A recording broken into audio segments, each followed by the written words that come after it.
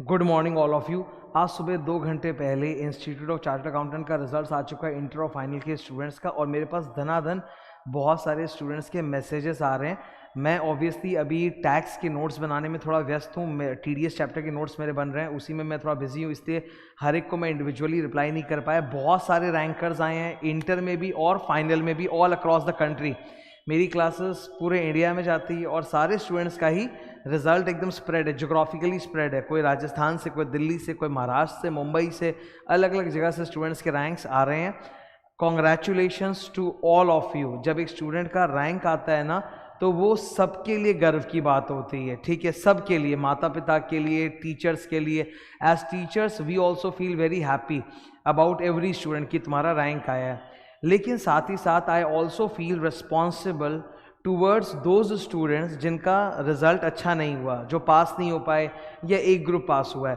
तो उनको मैं एक बात बताना चाहता हूँ। सबसे बड़ी मुझे ना ये बात मेरे सीनियर ने बोला था, मेरे कज़िन भाई हैं, वो मेरी बुआ के लड़के, मुझसे काफ़ी बड़े हैं। मैं IIT जॉइंट एंट्रेंस के एग्ज़ाम में 2 बार फेल हो चुका था। I am from science stream, तो 11-12 मेरा साइंस था। तो IIT जॉइंट एंट्रेंस का एग्ज़ाम मैंने दिया था और मैं 2 बार फेल हुआ था बैक टू बैक, और मैं बहुत डिप्रेशन में था। जब मैंने कॉमर्स में मैं आया और मैंने CA की पढ़ाई स्टार्ट किया, I became a CA student, then I was very depressed, क्योंकि एक तो कॉमर्स के स्टूडेंट्स पहले से अकाउंट्स वगैरह जानते थे, ठीक है, और मुझे उतना नॉलेज उसका नहीं था, मैं रिदम में नहीं था। प्लस क्योंकि वो एक जो फेलियर हो जाता है ना कि IIT जॉइंट एंट्रेंस आपका नहीं हो पाया, तो मैं ट्रिमेंडस डिप्रेशन में था। एक बार तो लगता है कि दुनिया ख़त्म हो जाती है। तो मेरे भाई ने मेरे को बोला था कि इतना डिप्रेस होने का क्या है। एक तो सबसे बड़ी बात है कि अगर एक स्टूडेंट IIT जॉइंट एंट्रेंस का एग्ज़ाम भी दे रहा है, फेल पास तो दूर की बात है, तो इसका मतलब है वो स्टूडेंट अपने आप में ही स्पेशल है, वो गधों के बीच में घोड़ा है, तभी तो वो IIT जॉइंट एंट्रेंस जैसे टफ रास्ते पे चला है। तो मुझे बड़ी उस वक्त शांति मिली। क्या होता है ना कि हमारे अपने, जब हमको, जो हमसे थोड़े बड़े होते हैं, सीनियर होते हैं, वो हमको जब इस तरह की प्रोत्साहन वाली बात बोलते हैं, तो हमारा मनोबल बढ़ता है, हमारा डिप्रेशन कम हो जाता है।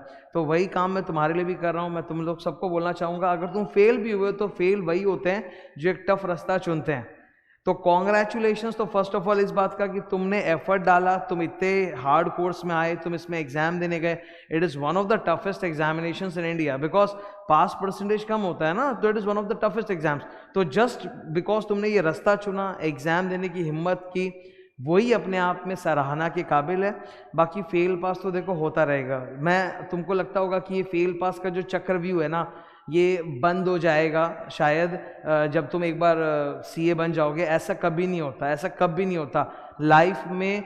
मैं तुमको बता रहा हूँ, रोज़ हम जीतते हैं, रोज़ हम हारते हैं। मुझे आज CA बने हुए 10 साल हो गए हैं। मैं हर लेवल पे रैंक कर रहा हूँ CA में, कंपनी सेक्रेटरी कोर्स में भी, और भी बहुत जल्द मैं कॉस्ट अकाउंटेंसी की पढ़ाई भी चालू करने वाला हूँ।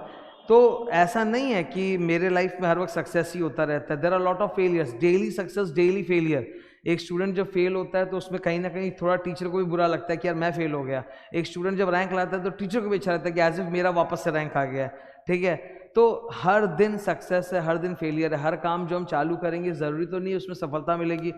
सारी सक्सेस के ना बहुत सारे फैक्टर्स होते हैं और सब हम पर डिपेंड नहीं करते। We give our best, we do our hard work, but कुछ ना कुछ इधर उधर गड़बड़ हो जाता है और शायद सक्सेस नहीं मिलती है। तो फेलियर के ना बहुत सारे रीजंस होते हैं, केवल हम खुद को दोष नहीं दे सकते। तो तुम इस रास्ते पे, वही बड़ी बात है।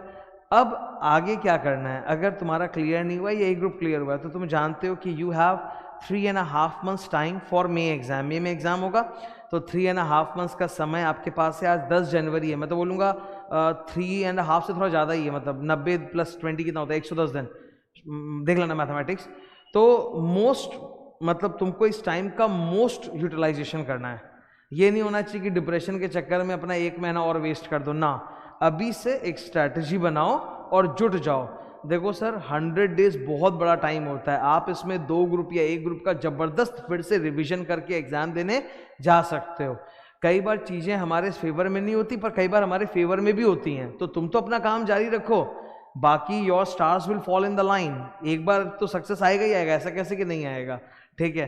तो सारे स्टूडेंट्स जो पास हुए हैं, जिनका रैंक आया, दिल से बधाई सबको। एंजॉय करो, आगे का अच्छा रास्ता तुम्हारा इंतज़ार कर रहा है। तुम गेम में, ये जो एक गेम चल रहा है हमारे जीवन का, तो उसमें एक लेवल आगे चले गए हो।